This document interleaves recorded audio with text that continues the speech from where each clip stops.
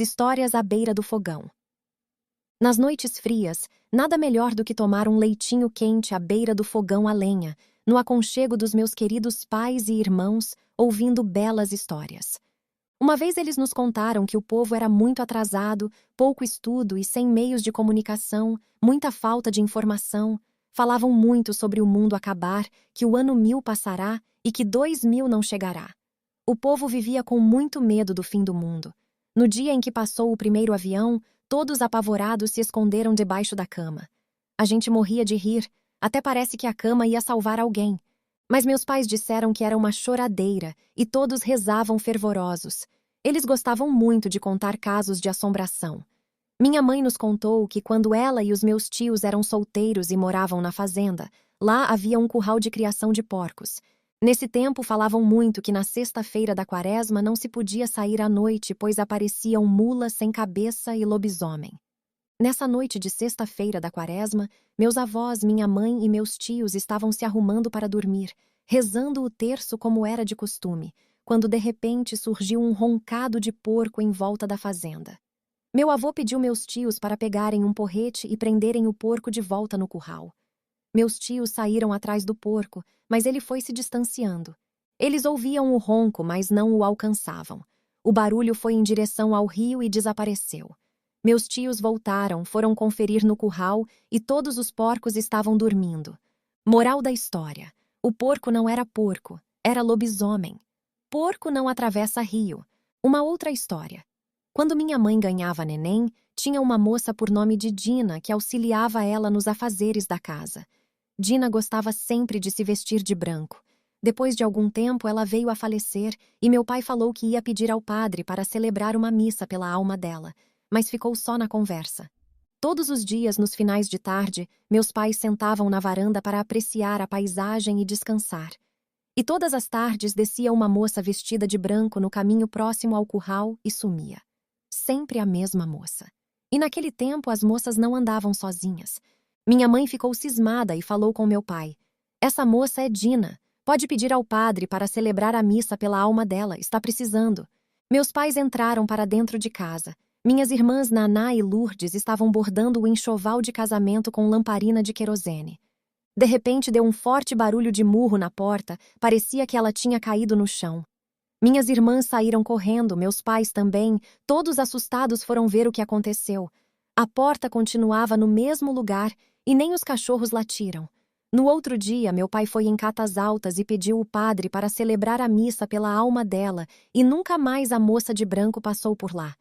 Meu pai nos contou também que tinha um amigo que se chamava José Bento. Ele era ateu e abusava muito de Deus. Ele falava palavras horríveis. Não era um homem temente a Deus e só falava sobre o capeta. Ele faleceu. Esse ocorrido eu não presenciei. Imagem 8. Dona Ana Felisberta de Oliveira, mãe, José Pastor, sobrinho, filho de Totó, e o senhor Antônio Prisco Pereira, pai da autora. Arquivo pessoal de Jesuína P. de Souza. Ele falou sobre José Bento e depois foi deitar. Minha mãe, eu e meus irmãos continuamos na cozinha, quando de repente meu pai começou a gritar. Saímos todos até o quarto sem saber o que estava acontecendo. Encontramos meu pai chorando e suando. Ele nos abraçou falando que foi rezar para aquele miserável e ele apareceu em forma de caveira, apertando o pescoço de meu pai e dizendo: "Vou te levar, vou te levar." Falamos com ele que era pesadelo. Ele falou: "Como pesadelo se eu estava sentado na cama?" Fui rezar pela alma dele. Acho que está no quinto dos infernos e a reza atrapalhou. Depois dessa noite, ele dormia só com a cabeça tampada, podia fazer o calor que fosse. As histórias eram bem assustadoras e ficávamos com muito medo, mas todas as noites gostávamos de ouvir novas histórias. Depois de ouvir tantas histórias, mãe nos chamava para rezar o terço para não termos pesadelos. Quando meu pai decidiu desmanchar a sede da fazenda, que era muito antiga, as paredes eram de barro e pau a pique e não dava mais para morar nela.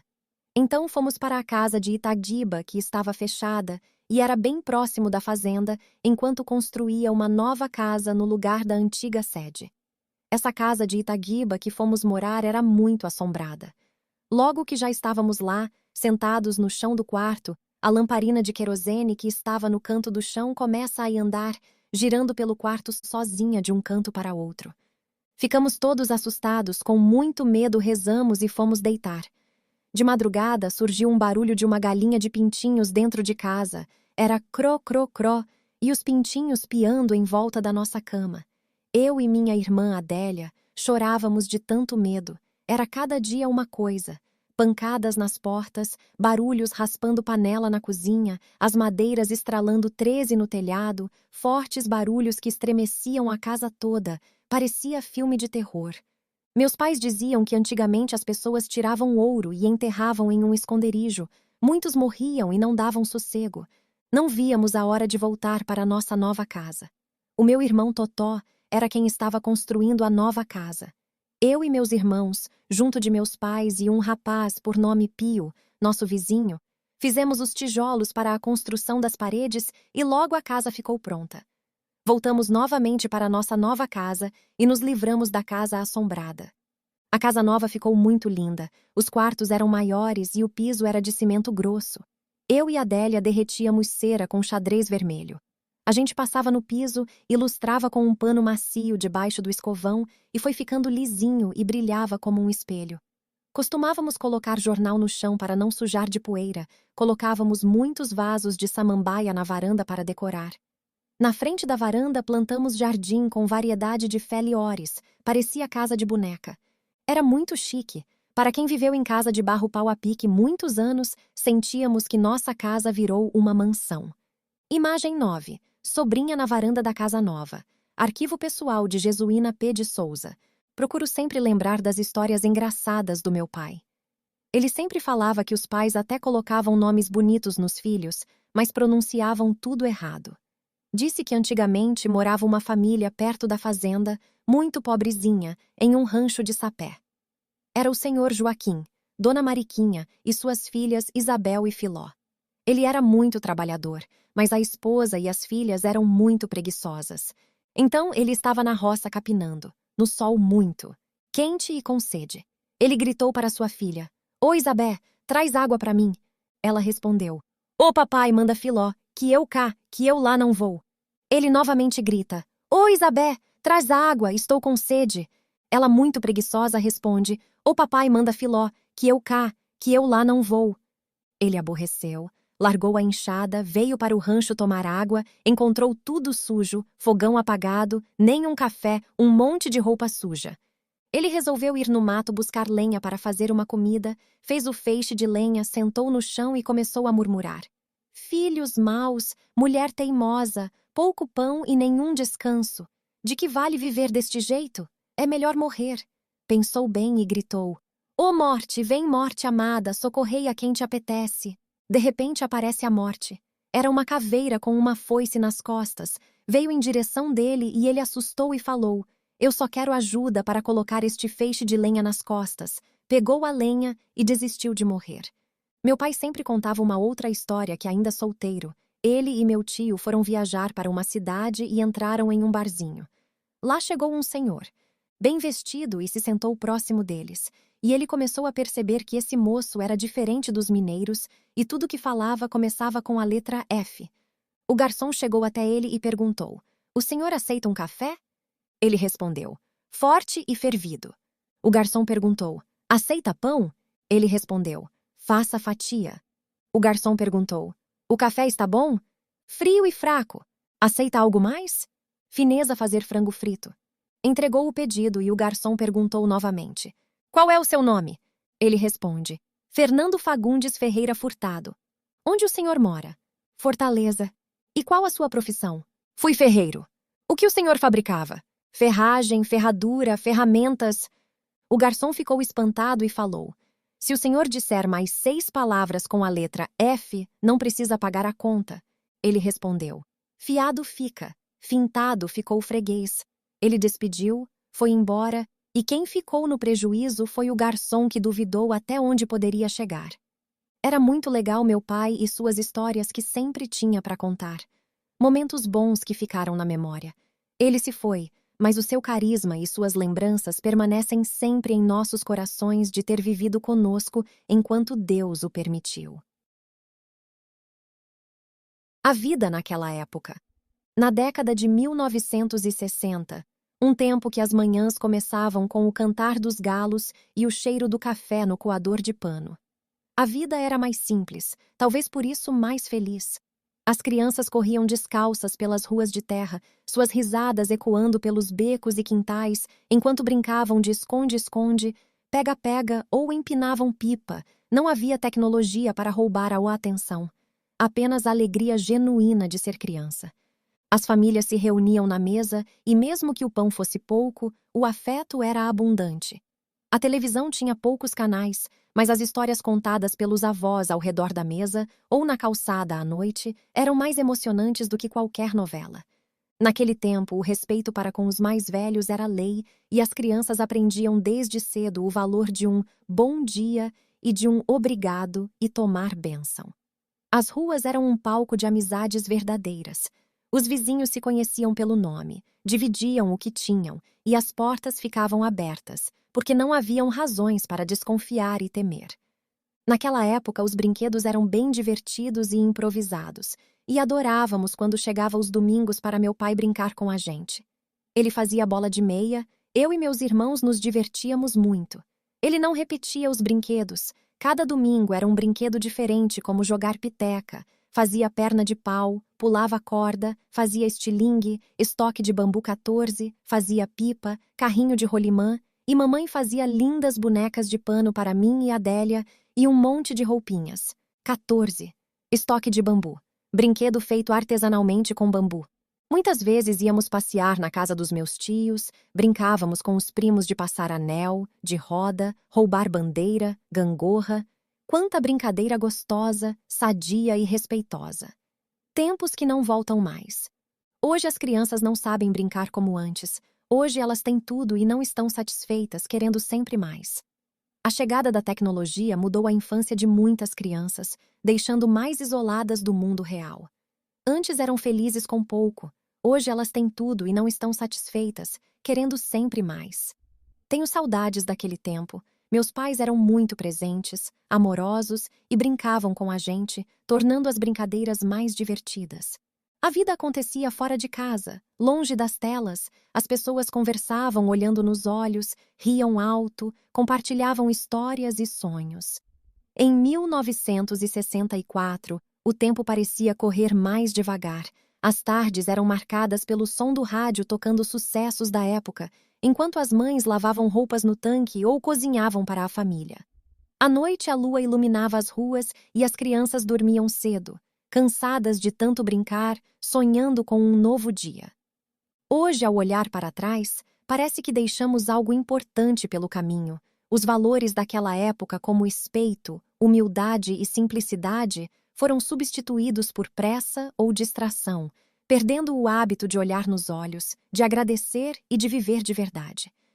O ano de 1964 nos lembra que a felicidade não estava nas coisas, mas nos momentos, nos abraços, nas conversas e nas brincadeiras de rua. Era um tempo em que as pessoas tinham pouco, mas eram ricas de coração e talvez seja tempo de resgatar um pouco daquele espírito. De lembrar que o que realmente importa são os laços que construímos e os momentos que vivemos, porque no fundo o que faz a vida valer a pena nunca esteve na modernidade. Está e sempre esteve na simplicidade de ser humano, de viver com o coração aberto e os pés no chão. O aniversário escondido. As comemorações e preparativos dos aniversários eram bem diferentes dos dias de hoje. Não precisava de nenhuma decoração, nem bolo, nem balão. Era tudo bem simples, e os presentes eram coisas bem baratinhas como sabonetes e frango caipira. Lembro que dos aniversários dos meus tios, Antônio e tia Diolina, era uma mesa enorme com biscoitos de polvilho, tareco, broa e café, e tinha também muitos doces. Eram uns docinhos bem delicados, verdes, vermelhos, doce de cidra, de laranja. Era uma mesa bem bonita, mas não existia refrigerante nem suco, somente café. Era o costume de todos. Era muito bacana porque reuniam todos os irmãos e sobrinhos, a casa cheia de convidados. No terreiro tinha 2 bancos grandes feitos de bambu para os jovens e crianças sentarem. E depois da confraternização, íamos para o terreiro brincar de roda, passar anel ou até mesmo bater papo com os primos que eram muito amigos. Eu vendo tudo aquilo, comecei a ficar com desejo de ter uma festa também. Eu era bem pequena e tímida, mas muito sapeca. Então fiquei pensando por que eu nunca tive um aniversário assim com tanta gente e uma mesa cheia de coisas gostosas. Comecei a observar e planejar uma festa de aniversário surpresa para mim mesma. Minha mãe até fazia alguns doces, mas não convidava ninguém para festejar comigo. Se eu pedir, ela não vai fazer, mas se eu convidar as pessoas escondido, a casa vai encher de convidados e eu vou ficar feliz. Fui para casa pensando como ia fazer para convidar sem que ela soubesse. Ela poderia se aborrecer comigo, mas depois passa. Então, quando faltavam alguns dias para o meu aniversário, sempre íamos passear na casa da tia Helena, e eu adorava, porque ela era uma tia muito boazinha, e a filha do Quinha, minha prima, era quase da mesma idade. Divertíamos muito, éramos amigas inseparáveis. Quando nos despedimos para ir embora, meus pais e irmãos já estavam no terreiro. Eu falei com mãe que queria água e tia Helena voltou comigo. Aí aproveitei e convidei para o aniversário, e que era para ir todos da casa na tal data. Nesse mesmo dia passamos na casa do tio Antônio, a tia Diolina. Na hora de ir embora, fiquei para trás fazendo hora, abracei minha tia e falei em seus ouvidos. Convidei e pedi para irem todos da casa também. Daí uns dias chamei a Adélia para ir na casa do tio João e da tia Mariana. Enquanto Adélia conversava com a prima Guida, aproveitei e convidei o tio João e a tia Mariana que estavam na cozinha e minha irmã nem percebeu. Os primos de perto consegui ir sozinha para convidá-los.